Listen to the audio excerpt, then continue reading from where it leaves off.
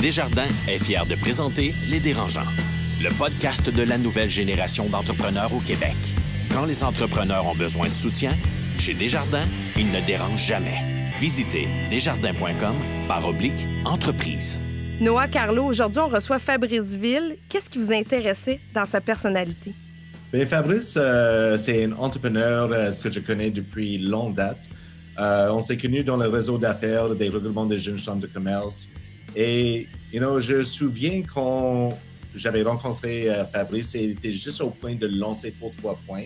Et j'ai vu quelqu'un avec beaucoup de dédication, il croyait beaucoup dans ce qu'il faisait. Et c'était un leader naturel. Depuis qu'on s'est connus, on s'est collaboré à différentes reprises sur des projets comme Repenser l'école. Il était une des invités à la tournée des entrepreneurs. Et je suis toujours impressionné par tout ce qu'il fait. Et je pensais que ce serait un moment important aussi de partager son histoire avec notre auditoire. Carlo, ça doit te toucher? Bien, tellement, parce que moi, je me considère comme un entrepreneur social. Fabrice Ville, c'est un des entrepreneurs sociaux les plus connus au Québec. Il y a un rayonnement pour les diverses causes qu'il épouse. Puis moi, je l'ai connu, Fabrice, avec un événement des Dérangeants, la classique des gros canons qu'on a fait il y a quelques années. Allez voir ça en ligne, la gang. Puis c'est là que je l'ai connu. Puis avec aidersonenfant.com, l'organisme que j'ai fondé, on l'a invité comme expert de la motivation pour parler motivation aux parents. Donc, j'ai même un lien d'affaires avec lui. Puis c'est quelqu'un qui rayonne, qui a une vision, qui sait où il s'en va, puis en même temps qui essaie de changer les choses sans passer par la facilité, disons. Fait que j'ai hâte de lui parler de ses projets passés, actuels, futurs. Bien, j'ai hâte d'entendre ça. On va le retrouver dans un instant. Ne bougez pas. Ils font le tour du monde. Signent de gros contrats. Écœurent pas mal de monde. Et nous racontent tout ça. Voici les Dérangeants. Bonjour, ici Catherine Beauchamp. Bienvenue à ce balado coproduit avec le 96.9 C'est quoi et le 98.5 FM présenté par Desjardins Entreprises qui présente nos dérangeants du milieu des affaires, que ce soit Étienne Crevier, Alex Mency, Marie-Claude Duquette, David Côté. Je suis ravie d'accueillir à mes côtés Carlo Coccaro, fondateur et PDG de Math & Mo Monde. Bonjour, Carlo. Salut, Catherine. Comment ça va? Ça va bien. Et Noah, qui est président d'Arche Innovation, cofondateur l'expérience Ville intelligente. Bonjour, Noah. Bonjour, Catherine. Toujours un plaisir. Moi aussi, c'est un plaisir de vous retrouver. Restez avec nous parce qu'à la toute fin, notre débat va porter sur la diversité avec notre invité du jour, Fabrice Ville, qui va rester un peu comme un membre honoraire. On va se poser la question, est-ce qu'il y a assez de diversité dans nos entreprises? Mais juste avant, on va passer à nos primeurs, nos plugs, nos potins. Et je vais commencer par Carlo. Qu'est-ce qui se passe de bon? Écoute, aujourd'hui, je vais prendre... on est 2 dérangeants exceptionnellement. Fait que je vais prendre une forme de primeur, puis je vais prendre la place d'un autre pour une indignation. Je vais faire les deux aujourd'hui. Je me permets ça. Je vais commencer par l'indignation, le négatif. Je vais finir par du positif. L'indignation, c'est très personnel, c'est très éducation, mais je veux le mentionner parce que je trouve que ça n'a pas d'allure. J'ai demandé à mon garçon hier, 13 ans, secondaire 1, j'ai dit « Hey, Mathéo, combien de fois tu as touché un ordinateur à l'école cette année? » La réponse était 0. Puis là, je vous épargne toutes les autres affaires qui vont pas bien dans cette école-là ou les enjeux que je trouve qui n'ont pas d'allure.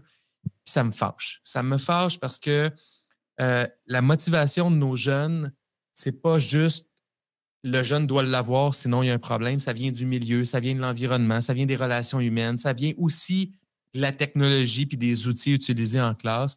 Fait que de penser que mon gars n'a pas touché une fois un ordinateur de toute l'année, qu'on arrive à la fin de l'année scolaire, me fâche beaucoup. Puis c'est comme c'est une illustration d'un milieu qui est un peu sclérosé, à mon avis. Le positif, j'embarque dans le positif qui est plus professionnel.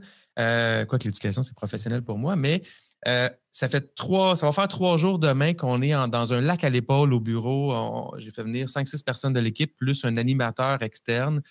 Puis ce que je veux dire aux gens, c'est qu'on l'oublie un peu. Moi, je l'avais oublié un peu. Le télétravail, c'est le fun. Le mode hybride, c'est le fun.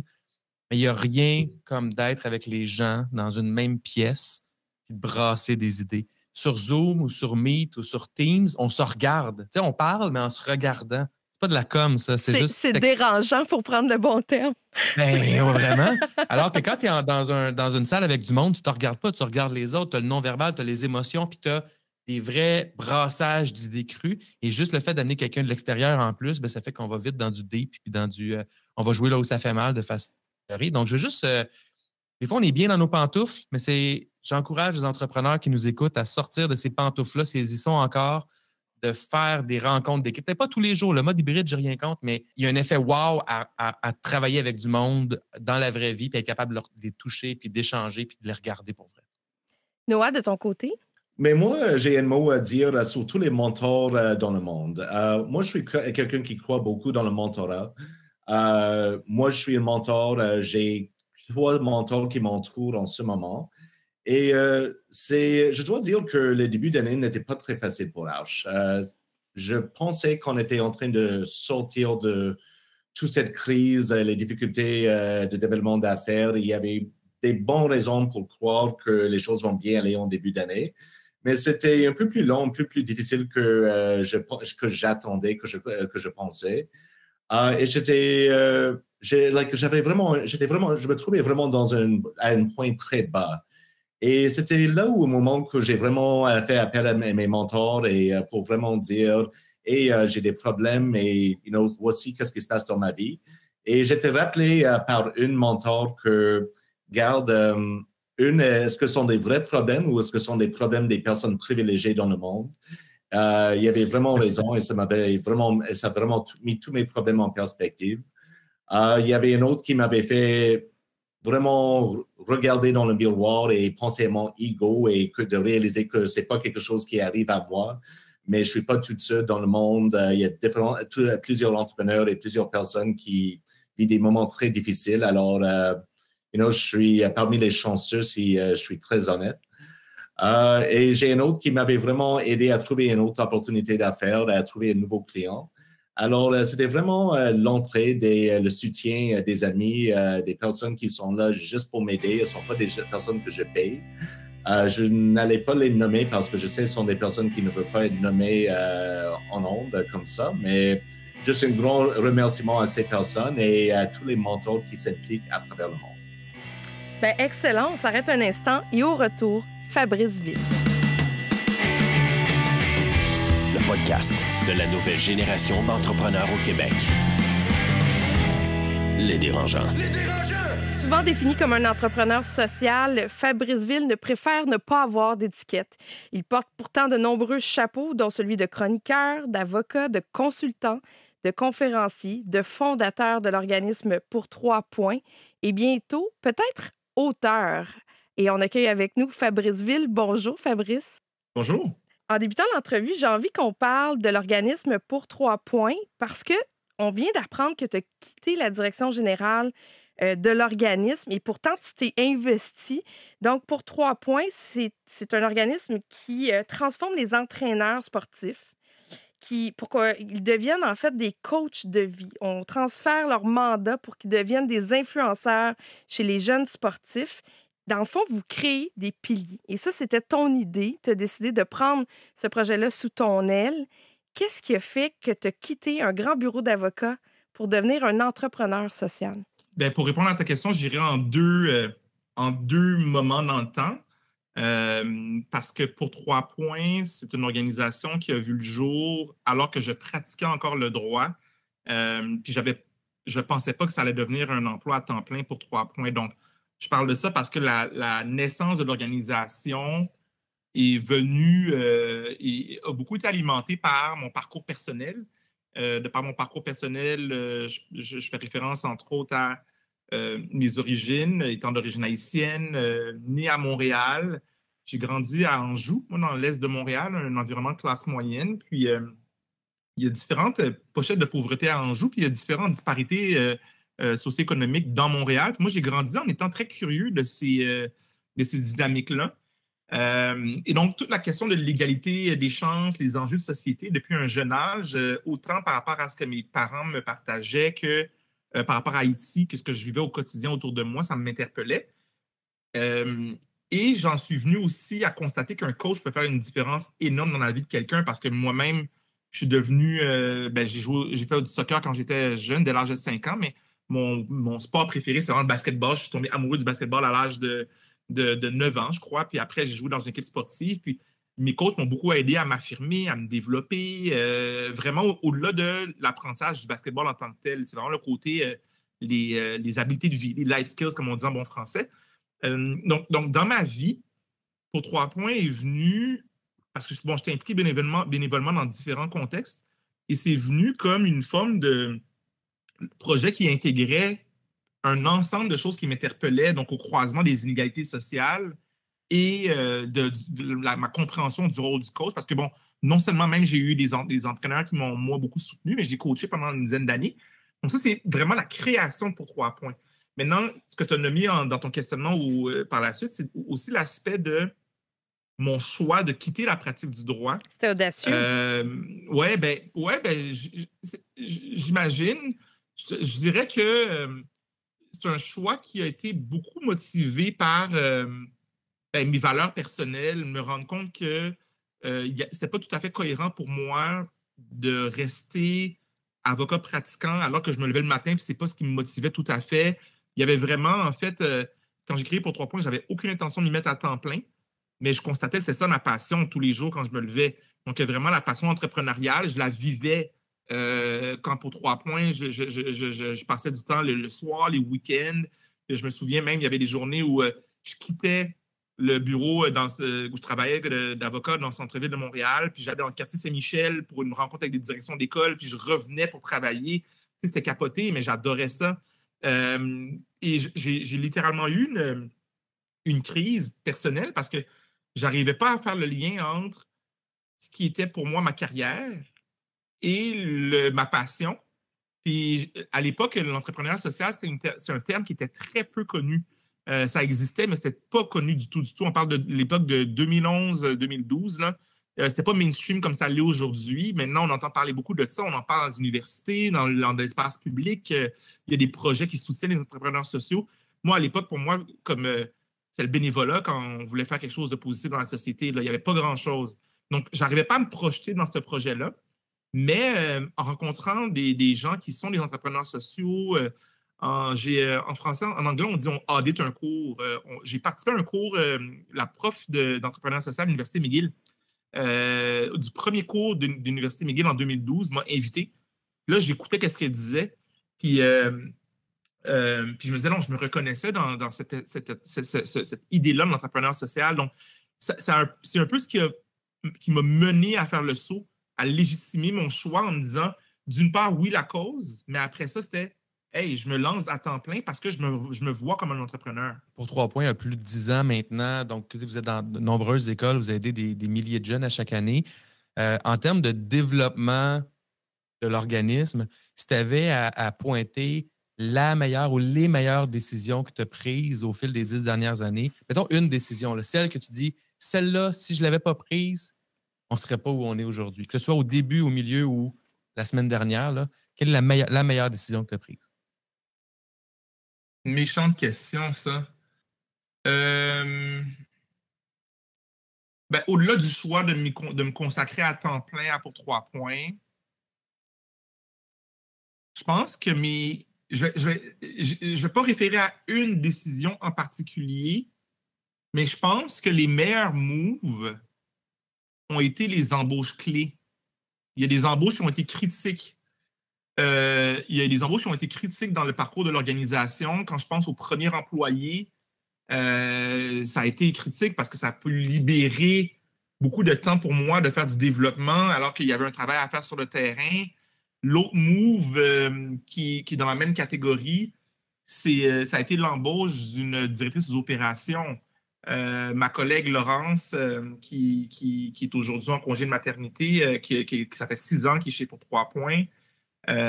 Puis c'est une amie à moi, là, on est rendu, c'est comme, on est en mariage professionnel, elle et moi, là, mais c'est magnifique comme histoire parce que j'en parle parce que je pense que les entrepreneurs qui ne font pas ce move-là, des fois, sont des développeurs, sont des visionnaires, disons ça comme ça.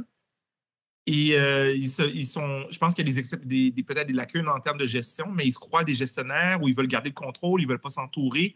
Puis il y a des entreprises qui ne se développent pas juste parce qu'ils ne font pas ce hire-là, qui serait la personne qui serait le COO dans une organisation ou autre. Mais ce move-là, il est critique selon moi. Et il est critique dans certains contextes, parce que certaines personnes n'ont pas besoin nécessairement de ça, mais moi, ça a été vraiment une organisation. Écoute, sans Laurence, je ne sais pas comment que pour 3 points, je sais pas, je ne donnerais pas cher la ville pour 3 points aujourd'hui. Là. Pourquoi avoir quitté la direction générale de Pour 3 points? Ben, j'ai fait le choix de quitter la direction générale de Pour 3 points parce que juste de manière très de base, là, le temps fait son temps. Là, ça fait 10 ans, ça fait plus de 10 ans que je fais ça. À un moment donné, la vie, elle m'amène ailleurs, mais je suis encore impliqué au niveau du conseil d'administration. Je suis hautement impliqué. Donc, mon aventure entrepreneuriale avec Pour 3 points n'est pas finie du tout, du tout. C'est juste un rôle qui est différent.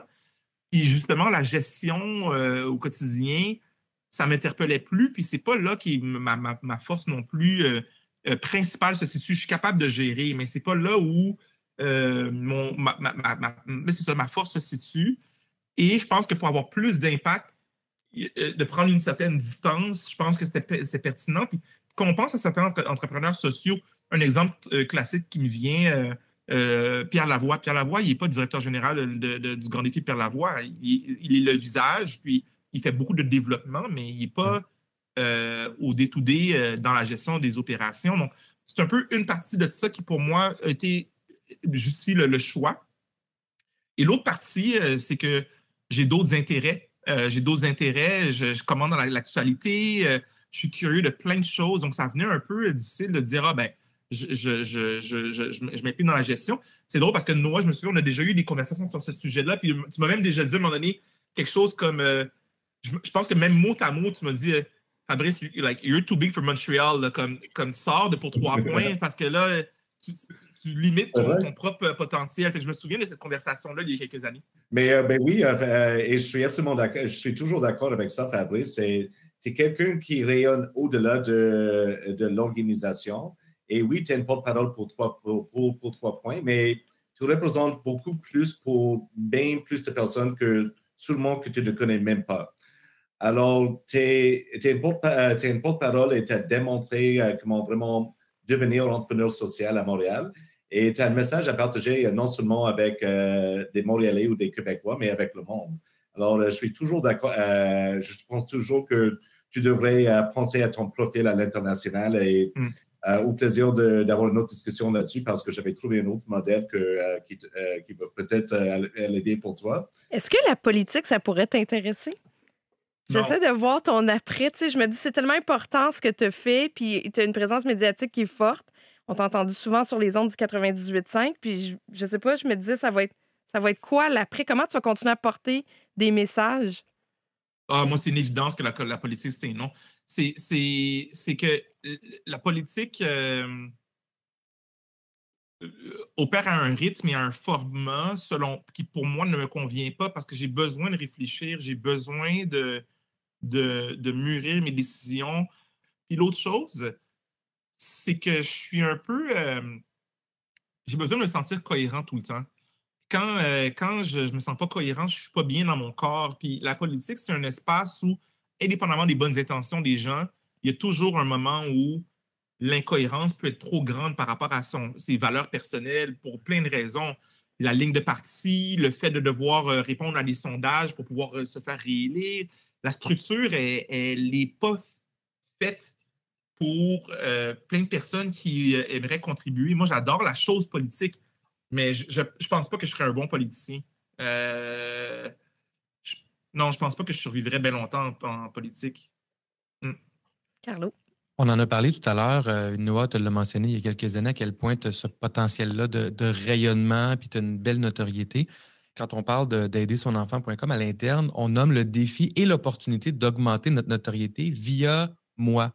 Tu sais, Carlo comme la face d'aidersonenfant.com. Puis moi, je te nomme tout le temps, tu sais, le Fabrice Ville d'aidersonenfant.com, juste pour cette comparaison-là qu'on voit dans les médias qui se prononcent dans la sphère publique sur des enjeux de racisme ou d'autres types d'enjeux. Ma question, c'est à quel point c'est volontaire, cultivé, pas de participer dans les médias, mais de dire c'est bon pour ma notoriété qui est bon pour l'organisme. Est-ce que ça a été calculé comme ça ou c'est vraiment juste c'est qui que t'es, tu réagis, puis ça a donné ça? Oui, ça n'a pas été calculé. Moi, ça n'a pas été calculé. Je pense pas non plus que c'est nécessaire qu'une entreprise ait quelqu'un qui est très visible. Je ne pense pas que c'est nécessaire pour le projet entrepreneurial en lui-même. Je pense par contre qu'on est à une ère où on parle beaucoup de l'entrepreneur ou le CEO activiste. Donc, on est dans une ère où on veut entendre les leaders. Donc, je pense que le contexte sociétal invite à ce que les gens prennent parole un peu plus. Puis moi, je pense que c'est une bonne idée. Tu sais, des fois, nos gouvernements, ils ne bougent pas parce que nos CEO de grandes entreprises ne parlent pas sur certains enjeux. Puis c'est Absolument. eux qui ont vraiment le gros bout du bâton sur certains enjeux. Puis à l'inverse, je connais des entreprises, tu sais, je pense par exemple à Taisez-vous, qui est une entreprise que j'admire, qui a été créée par une amie à moi, Sarah Mathieu, qui est une entreprise sociale qui essentiellement, en fait, change le modèle des études supérieures, donc permet d'augmenter la participation et l'engagement des études supérieures. Donc, il y a vraiment une réflexion de fond sur ce sujet-là. Mais Sarah n'est pas beaucoup dans l'actualité. Elle l'est un peu, mais pas tant. Ce qui parle, c'est le projet. Donc, pour moi, ça a été vraiment, en fait, accident après accident. Puis, tu sais, c'est sûr qu'il y a un ensemble de choses là-dedans qui ont aidé. Ça a donné en 2013 que Pierre Foglia avait fait une chronique sur moi. Ben, c'est sûr et certain que comme tu as une chronique de Pierre Foglia qui sort un samedi matin dans la presse, je pense que j'ai eu comme des dizaines d'entrevues dans les 2 années qui ont suivi juste parce que ça a explosé.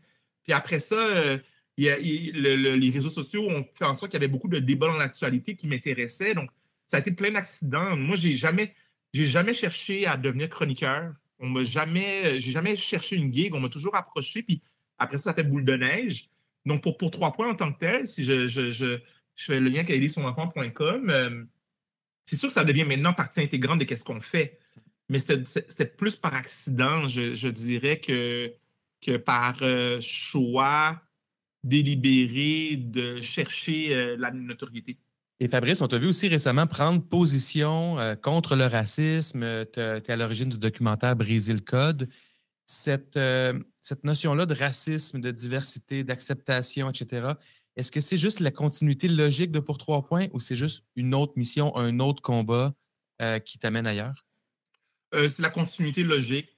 Je le place pas dans une ligne, mais je pense que ça fait partie ça fait partie de ce que j'ai observé. Donc, le root ou la racine de Pour 3 points, au niveau de la recherche d'égalité des chances, pour moi, la lutte contre le racisme, c'est une facette parmi un ensemble d'enjeux qui méritent d'être discutés pour pouvoir adresser ces enjeux-là. Donc, même si je prends parole personnellement sur ces enjeux-là, il y a des liens avec Pour 3 points. Tu sais, quand on pense à la défavorisation ou la pauvreté dans un contexte, par exemple, le contexte montréalais, où on pourrait prendre plusieurs autres grandes villes, oui, il y a des enfants qui sont des enfants blancs qui sont dans les milieux défavorisés, mais il y a une disproportion majeure. Les jeunes de Pour 3 points, on les sélectionne pas un à un, mais ils viennent tous de milieux, puis c'est pas des enfants blancs en majorité, loin de là. Donc, il y a un enjeu là qui est une évidence dans adresser ces enjeux-là pour répondre aux besoins de l'enfant qu'on aide via Pour 3 points aussi, sans nécessairement parler de racisme tout le temps dans le contexte de Pour 3 points. On le fait, mais pas au quotidien. Fabrice, j'ai envie de te garder parce qu'on a notre CA, on va parler de diversité, puis on t'a choisi comme membre honoraire. Donc, si tu as envie d'avoir la conversation avec nous, ben, tu es le bienvenu. On va faire la question dérangeante et après le CA, est-ce que tu acceptes? Avec plaisir. Le podcast de la nouvelle génération d'entrepreneurs au Québec. Les dérangeants. Le CA, une présentation de Garling WLG, des avocats aux côtés des entrepreneurs. Le succès, ça se prépare et ça se protège. Développez les meilleurs réflexes en matière de droit et propriété intellectuelle. Visitez garlingwlg.com. Alors, juste avant de passer à notre CA, c'est l'heure de la question dérangeante. Et aujourd'hui, chers auditeurs, on parle de voyage parce qu'on le sait, vous avez recommencé à voyager et j'avais envie d'interpeller Carlo et Noah et leur demander quelles sont les anecdotes de voyage d'affaires qui sont les plus comiques, peut-être même les plus pathétiques. Je vais commencer avec Carlo. Moi, les voyages n'ont pas recommencé à l'automne, début de septembre prochain. Je risque d'aller en France pour un lancement de projet là-bas. Moi, il y a des gens que tout leur arrive. Là, ils rencontrent Bono au déjeuner ou finissent dans un party rave avec la reine d'Angleterre. Moi, ma vie est assez rangée. Fait qu'on dirait que j'attire des trucs bien calmes. Moi, j'ai rencontré Mick Jagger à Nashville, juste pour te dire. Tu vois ça? Oui. Tu vois, Par hasard. Moi, je suis dans la même catégorie. Là. Je suis vraiment pas là. Fait que mes anecdotes sont sympathiques au mieux. Je te laisse continuer. Dans le drôle, tu sais, j'ai dû coucher dans le même lit qu'un gars de ma gang parce qu'il avait mal réservé un Airbnb. Moi, j'aime mieux être tout seul dans ma chambre. Puis là, on était pris à coucher dans le même lit pendant une soirée. C'était pas désagréable. Il y avait quelque chose de positif, mais en même temps, pas super sympathique non plus. Est-ce que c'était vraiment en erreur? Ben, tu vois, je pensais que c'était une erreur. Le lendemain matin, je me suis rendu compte que j'étais content qu'il soit là quand on s'est retrouvés, les bras dans les bras l'un de l'autre. Puis, dans le négatif, challengeant, mettons, c'était pas si grave. C'était grave, mais c'était pas si pire que ça. Je me suis fait voler mon passeport à Düsseldorf dans une foire. Puis je m'en suis rendu compte 1 heure plus tard. On revient sur place. J'espérais retrouver mes affaires. Finalement, je retrouve mon livre, je retrouve mes cartes d'affaires, mais mon passeport n'était plus là. Fait que, tu sais, comme en Belgique, se refaire faire un passeport, c'est pénible. Tu sais. C'est ça. C'est pas du sexe, drogue, rock'n'roll, mes affaires. Là. Non, mais perdre un passeport, c'est quand même chiant. C'est chiant. C'est chiant, mais la réalité, là, moi, je me suis rendu compte que, tu sais, 4 jours après, j'en avais un autre parce que l'ambassade canadienne en situation d'urgence sont super réactifs. Dans le temps, il fallait que les gens parlent de nous là, dans les formulaires. Mais tu sais, tu te rends compte qu'on vit vraiment dans un pays assez efficace comparativement à d'autres pour des remplacements d'urgence de passeport. Fait que, dans le contexte, je n'ai pas pu me plaindre tant que ça. Noah, est-ce que c'est une question dérangeante pour toi parler de voyage d'affaires? Pas du tout. Je viens de commencer à voyager de nouveau. J'étais en Côte d'Ivoire, j'étais au Sénégal au mois de mars. Et ça me manquait, en fait. J'étais un peu nerveux de reprendre les voyages. Mais finalement, j'adorais être de retour à Abidjan et de retrouver Dakar. Mais je pense mon histoire de voyage d'affaires le plus mémorable, c'était quand j'étais à Washington, D.C., il y a peut-être 5 ans. J'étais invité par le département d'État pour une conférence sur l'innovation. Et c'était une affaire assez importante. Et nous avons réservé des chambres dans un hôtel assez chic, je pense comme une 5 étoiles. Et moi, je suis une lève-tôt. Alors, à 5 heures du matin, je me lève et j'aime commencer ma journée avec une tasse de café, un petit déjeuner. Alors, je descends dans l'hôtel, toujours dans mes pyjamas, mes jogging, un t-shirt. Et je vais chercher mon café, j'ai mon bagel à main, je reviens à l'ascenseur, je pousse le bouton, la porte ouvre et devant moi est Richard Branson. Et à 5h30 du matin, bien habillé, tout coiffé, vraiment... Comme une pub. Et j'étais complètement déstabilisé parce que, évidemment, je n'attendais pas de voir Richard Branson, un des entrepreneurs les plus importants au monde devant moi. Et je lui regarde, je suis et la seule chose que je suis capable de dire, c'est tu es Richard Branson. Il commence à rire tout de suite et je suis en train de jongler mon café, mon bagel pour essayer de serrer sa main, mais il décide de juste m'aider, juste rentre dans l'ascenseur, mon ami, et il continue avec sa journée. Et ça aurait été être juste une belle histoire, juste comme ça, mais plus tard dans la journée, quand j'étais à mon rendez-vous au département d'État, dans le foyer était Richard Branson. Il était là aussi pour la même journée. Il me regardait, il disait « Pajama Guy ». Et il m'avait reconnu et j'étais avec 2-3 autres entrepreneurs et on avait eu l'opportunité d'échanger avec lui pendant 3-4 minutes, prendre une photo. C'était assez mémorable. C'est maintenant le temps de notre CA. On a décidé de garder Fabrice Ville avec nous. C'est notre membre honoraire. On va se poser la question sur la diversité. Est-ce qu'il y en a assez en entreprise? Et pour se parler des défis qui viennent de la diversité, on va faire un rapide tour de table. Noah, chez Arche, jusqu'à quel point c'est important? Puis comment vous travaillez avec ce nouveau facteur dont on parle régulièrement?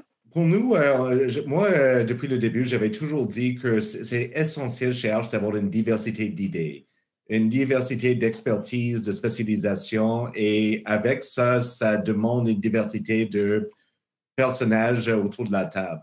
Quand j'ai commencé à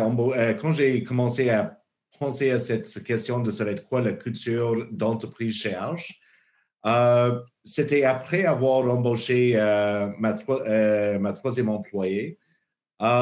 Et pas par stratégie, je n'avais pas de stratégie fait exprès, mais déjà parmi les trois premiers employés, j'avais une femme haïtienne, une femme métisse et un autre homme haïtien. Et c'était mes trois premières embauches. Et tout honnêtement, c'était juste les trois meilleurs candidats qui sont postulés pour le job. Et ça a juste arrivé dans le temps que je pense beaucoup en raison d'avoir ces personnes sur l'équipe et affichées sur notre site web. Quand on avait commencé de postuler pour d'autres employés, d'embaucher d'autres pour d'autres projets, on avait vu que Arch était un environnement qui était très ouvert à tout le monde. Et ça a attiré une grande diversité d'applicants qui parvenaient d'un peu partout dans le monde. Et c'était juste, et ça a juste arrivé qu'on avait toujours une bonne mixité d'employés autour de la table. Et j'aimerais dire que j'étais toujours, que c'était quelque chose que j'avais fait exprès ou que c'est quelque chose où j'ai une fierté d'avoir fait ça, mais c'est juste quelque chose qui s'est arrivé. Et ça m'amène différentes idées, différentes pensées. Et en plus, il y a un taux de roulement assez important chez Arch. Alors, on a continué d'avoir différentes perspectives qui se joignent à l'équipe. Mais je sais de cette expérience la valeur que ça amène. Carlo, de ton côté, est-ce que vous avez une belle représentativité? Je me questionne beaucoup là-dessus. Puis évidemment, en préparation de l'épisode, je me suis posé ces questions-là. Moi, je pense aimer la diversité. Je pense fondamentalement l'aimer, l'encourager, l'accueillir. Je la vis au quotidien. Puis la diversité, moi, je la vois assez large, là. Diversité d'âge, tu sais, des employés qui ont 20 ans, d'autres qui en ont. J'ai déjà un employé de 70 ans.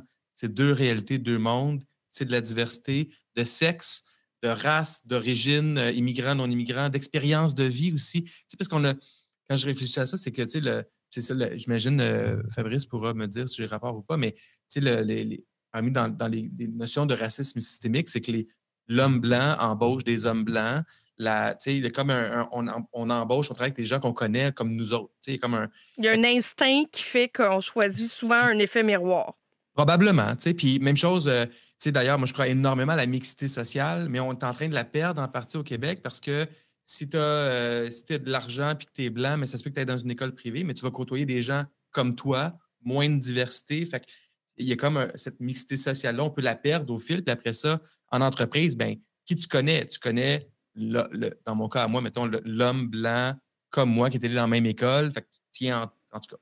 Fait que cette diversité-là d'études aussi, tu peux, en entreprise, tu peux avoir quelqu'un qui n'est pas à l'université, d'autres qui sont allés, des gens qui ont lâché au secondaire, mais qui ont un pragmatisme extraordinaire, d'identité sexuelle, d'orientation sexuelle. L'autre chose, c'est le dernier auquel j'ai pensé dans ma liste que je me faisais, c'est il y en a des gens qui l'ont eu rough dans la vie. Je pense, entre autres, à des gens qui ont eu des abus ou des gens qui ont vécu des dépressions ou des burn-out, des gens qui ont eu des problèmes de dépendance. On peut quand on n'en a pas, quand on n'a pas vécu ces enjeux-là, on peut juger ces enjeux-là ou on voit les faiblesses, entre guillemets, chez les gens. Je ne sais pas si vous comprenez ce que je veux dire, mais moi, je pense que oui. Dans mon équipe, j'ai des gens qui ont vécu, que je ne vais pas nommer spécifiquement, mais je me rends compte que ça ne me dérange pas du tout. Au contraire, il y a comme quelque chose de beau là-dedans. Il y a beau dans la personne qui s'est relevée de ça, puis qui arrive avec ce bagage-là, puis qui teinte ce qu'on fait. Donc, en tout cas, mais en même temps, je me questionne beaucoup sur mes choix parce que moi, je m'emballe dans la vie. J'aime beaucoup les immigrants. Je suis un fils d'immigrant. Quand je vois un immigrant, je veux l'embaucher. Mais ça m'a amené à choisir des mauvaises personnes parce que j'avais un coup de cœur, mais au niveau compétences, c'était pas tout le temps là, ou je n'étais pas en mesure de bien l'encadrer, fait que ça ne marchait pas. Mais ça se peut que j'ai quand même des biais. Aussi ouvert que je puisse l'être, je me questionne. Est-ce que j'ai des biais? Est-ce que c'est vrai que j'ai la même ouverture pour toutes les origines ethniques ou pour tous les types de diversité? Peut-être pas. Je ne serais pas surpris que non, parce que c'est une évolution, c'est un cheminement. Puis ça, en tout cas, dans mon introduction, ça serait ça. Je vois tout ça, puis je trouve ça le fun, challengeant. Puis il y a des défis qui viennent avec la diversité aussi en entreprise. En tout cas, on en parlerait. Fabrice, De ton côté, bon, c'est quasiment gênant de te demander est-ce que la diversité chez Pour 3 points, tu as tellement milité pour la diversité que ça se peut pas que tu me dises non, il n'y en a pas. La question, moi, je pense qu'elle mérite d'être posée parce que j'essaie de trouver le comparatif, peu importe le sujet par rapport auquel on milite, si on prétend être parfait, c'est un mauvais point de départ. La raison pour laquelle je milite, c'est aussi que ma maison à moi-même n'est pas toujours clean, puis j'essaie de m'efforcer à trouver les erreurs qu'on fait, les défis qu'on rencontre. Donc, l'historique de Pour 3 points, il n'est pas irréprochable en termes de diversité. Puis la diversité, c'est pas un oméga point, hein, c'est pas un point fini, c'est toujours quelque chose en mouvement. Ouais. Donc, tu sais, ceci dit, ce que je dirais, puis par rapport à ça, c'est qu'il y en a eu des moments où, quand je regardais le conseil d'administration de Pour 3 points, je me disais, my God, par rapport à certains profils identitaires, on avait des défis de parité à un moment donné, entre autres, puis c'est des choses qu'on a eu à adresser. Puis c'est sûr et certain que, oui, vu que c'est connecté à une raison d'être, l'égalité des chances, il y a depuis les débuts, soit naturellement ou encore intentionnellement, des efforts de mis en place pour favoriser une diversité au sein du groupe. Maintenant, moi, j'aime bien d'être clair, en fait, sur l'intention de pourquoi de la diversité. Des fois, on parle de diversité, puis là, on parle, ça va être des personnes qui sont issues de l'immigration ou les femmes. Puis, Carlo, j'ai bien aimé te parler de tout plein de genres de diversité. Mais à la base, si on parle de diversité pour favoriser l'innovation, c'est une chose. Puis d'ailleurs, il y a certaines personnes, si on va dans des trucs théoriques un peu, et les gens vont dire, bon, mais on est plus efficace quand on est homogène, parce qu'on pense tout de la même manière, on va très vite. On n'a pas besoin de chercher à se comprendre, mais l'innovation où on se connaît moins, on réfléchit différemment.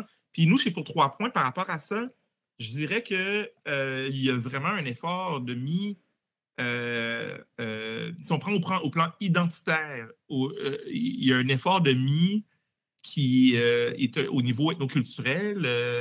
C'est un groupe aussi qui est très féminin dans sa constitution. L'équipe de Pour 3 points, c'est un groupe qui est majoritairement un groupe de femmes. Il y a un leadership de femmes qui est très, très fort.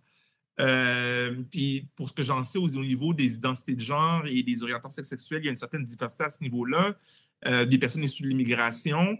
Un groupe aussi qui est quand même, par contre, relativement, une certaine forme de diversité au niveau de l'âge, dans le sens que c'est un groupe qui est relativement jeune, des jeunes dans la vingtaine, trentaine, mais on a des gens qui sont dans la quarantaine, dans la cinquantaine aussi au sein de l'équipe. Mais pour moi, c'est pas ça le plus important, parce que le but, c'est pas de dire on check des marques, puis on dit on a du monde. C'est qu'est-ce qu'on compose ensemble. Puis pour nous, c'est juste que c'est cohérent, ça, pour plein de raisons. Il y a le fait que les jeunes qu'on représente, qu'on forme, ce sont des jeunes qui sont issus de communautés racisées, mais il faut qu'ils voient dans le staff, il faut qu'ils voient des gens qui leur ressemblent. C'est de documenter une éducation, c'est essentiel. Donc, il y a plein de raisons différentes qui justifient nos choix. Puis des fois, je me retrouve dans ce que tu nommais, Carlo, puis je terminerai là-dessus.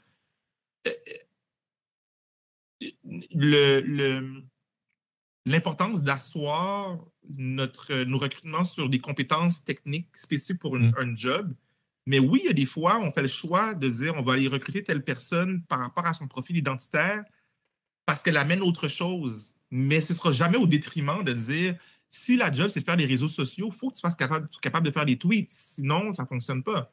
Donc, il y a comme vraiment quand même un respect de la job qui est à faire. On ne recrute pas n'importe qui pour n'importe quelle raison. Là.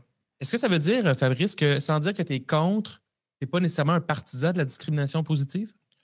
Moi, je suis en faveur de la discrimination positive. Je pense que c'est un moyen. En fait, il faut parler de c'est quoi. Puis je vais revenir à ce que tu disais, Noah, parce que je trouve ça fascinant. On se connaît quand même un peu. Puis moi, je vais faire une hypothèse sur ce que tu as nommé un peu plus tôt. Je fais l'hypothèse que tu n'as pas eu de problème d'attirer des gens de différents groupes parce que tu es toi-même quelqu'un qui baigne dans plein de milieux différents, qui permet d'embrasser, puis tu es anglophone et francophile en même temps. Tu navigues bien dans différents environnements. Et donc, tu vois des profils, tu vois des CV. Moi, je fais l'hypothèse, là, je ne parle pas d'une vérité, mais ça fait en sorte qu'il y a des CV qui rentrent sans problème, puis tu les interviews, puis tu vois le talent. La discrimination positive, ce qu'il faut comprendre, c'est que c'est pas pour aller chercher des gens qui n'ont pas les compétences techniques ou fonctionnelles d'un emploi. C'est pour redresser toutes les barrières qui existent, qui ne leur permettent pas soit de savoir que l'emploi existe ou que la personne qui l'interviewe va aller chercher quelqu'un d'autre. Donc, c'est comme une forme de rétablir un équilibre. Donc, ce n'est pas une perte. Je ne sais pas, moi, un développeur là, complètement reconnu, là, c'est le meilleur développeur, puis tout le monde le veut, mais c'est un homme. Est-ce que pour cette embauche-là, on va y refuser? Bien, peut-être pas. C'est un choix entrepreneurial, en fait, finalement. Donc, le leader, il va le prioriser. Puis, à travers le temps, moi, je crois qu'il y a quelqu'un qui veut avoir une forme de diversité selon un objectif mesurable est capable d'y arriver. Mais je ne voudrais pas non plus qu'on me lance le message qu'il faut contraindre le monde du point de départ. En fait, je dirais même, puis je serais peut-être, je ne sais pas si c'est provoquant ou non, je vais juste dire comment je le pense. Je pense que les entreprises qui n'atteignent pas une cible donnée, bien souvent, c'est qu'elles n'ont pas mis tous les efforts nécessaires pour y arriver. Si ça ne se passe pas naturellement et tu ne fais pas d'efforts, ben, ça n'arrivera juste pas. C'est comme pour n'importe quoi, tu sais. Donc, le quota, je pense que ce n'est pas pour moi une mauvaise chose nécessairement. Il y a un aspect aussi là-dedans de comprendre pourquoi on veut de la diversité. C'est ça le truc. Pour quelles raisons? Donc, si l'entrepreneur ne s'approprie pas les raisons, c'est normal qu'il ne va pas vouloir exécuter sur ça. Mais Fabrice, ça arrive souvent, ça. Tu sais, quand je disais au début, en entrée, que c'est nouveau, c'est parce qu'il y a un discours qui est là depuis les 3 dernières années, qui était beaucoup plus fort, entre autres avec tout ce qui est arrivé avec le Black Lives Matter. Et tu sais, ça a créé une discussion. Et tout ça a eu des répercussions, entre autres, dans les entreprises. Mais ça arrive souvent qu'un employeur ou un chef d'entreprise va intégrer de la diversité sans jamais se poser la question du pourquoi il devrait avoir des employés qui viennent des minorités visibles, des femmes. Tu sais, je veux dire, je pense qu'ils le font juste parce que socialement, c'est bien accepté. Exact. Et c'est là où on tombe dans ce qu'on appelle le tokenisme, là, ou l'instrumentalisation des personnes. Puis c'est pas une bonne chose, c'est pas naturel. Donc mais l'entrepreneur de se poser la question, mais c'est vrai pour n'importe quoi. Hein. Pourquoi est-ce que je le fais? Pourquoi est-ce que je fais ça? Puis il y a vraiment plein de raisons. Que ce soit par rapport à une question d'innovation. Des fois, ça peut être aussi parce qu'on fait un choix social. On fait un choix social d'aller chercher des personnes qui n'auraient pas eu l'embauche nécessairement autrement. Ça peut être une question mais dans la business dans laquelle on est, on veut être capable de parler à un marché cible. Donc, si la business mérite de parler à certaines populations puis qu'il n'y a pas personne dans l'entreprise pour comprendre la manière de réfléchir du consommateur. Donc, je peux en nommer plein des exemples, mais il n'y a pas... je ne dis pas qu'il n'y a pas de mauvaise raison, mais tant et aussi longtemps que quelqu'un réfléchisse à pourquoi je le fais. Puis ici, c'est juste de la pression sociale.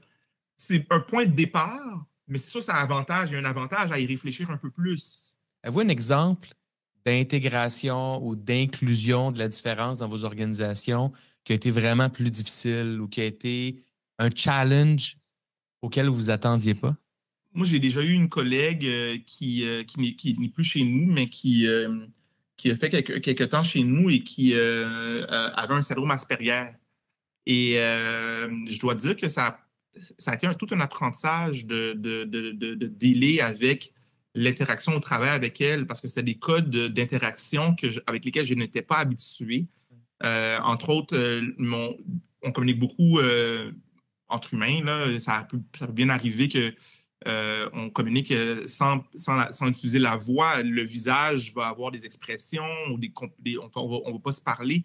Et elle, c'était difficile pour elle de saisir les dynamiques avec ce genre de langage-là. Donc, il fallait rendre explicite plein de choses que mon visage aurait dit ça.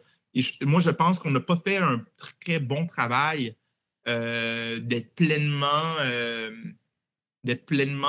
inclusif dans notre manière d'interagir avec elle. Donc, ça montre un peu un défi que, quand on n'est pas habitué, c'est une responsabilité de l'employeur quand même. Puis moi, je dois dire que si je devais m'accorder une note, ce ne serait pas une note Tu sais, je pense pas que ce serait un B, même pas un B, là. Tu sais, c'était so-so de la manière d'interagir, mais ça a été un learning, comme on fait, c'est un apprentissage de dire, ben, comment est-ce qu'on s'assure, pas par rapport aux personnes neuroatypiques, oui, mais par rapport à toute personne qui va avoir une manière d'être et de faire les choses différentes, ça m'a sensibilisé encore plus à être à l'écoute des besoins. Fabrice, est-ce que tu vois beaucoup d'espoir dans la façon dont le monde des affaires peut accueillir ou va accueillir la diversité? Je pourrais dire un ensemble de choses, mais une chose qui est encourageante, c'est qu'il y a de plus en plus d'entreprises, et pas juste d'entreprises, de structures qui soutiennent des entreprises qui ont un regard 360 sur les métriques de succès. Donc, c'est donc les fameux B Corp ou autres certifications ou autres réflexions qui font en sorte qu'on n'est pas juste focusé sur le bottom line financier, par exemple. On s'intéresse à la business de manière 360. Et ça inclut des réflexions au niveau de la diversité. Puis je pense, et les plus jeunes générations, on est dans des générations qui exigent aussi des comportements des entreprises qui sont pas uniquement axés sur l'aspect financier. Ça fait naître dans leur ADN les entreprises qui sont plus prêtes à dealer avec les défis du 21e siècle, là, comme on les nomme. Et ça me rend optimiste de voir ça aller. Bien, à tous les trois, je vous remercie. C'était une conversation qui était vraiment intéressante.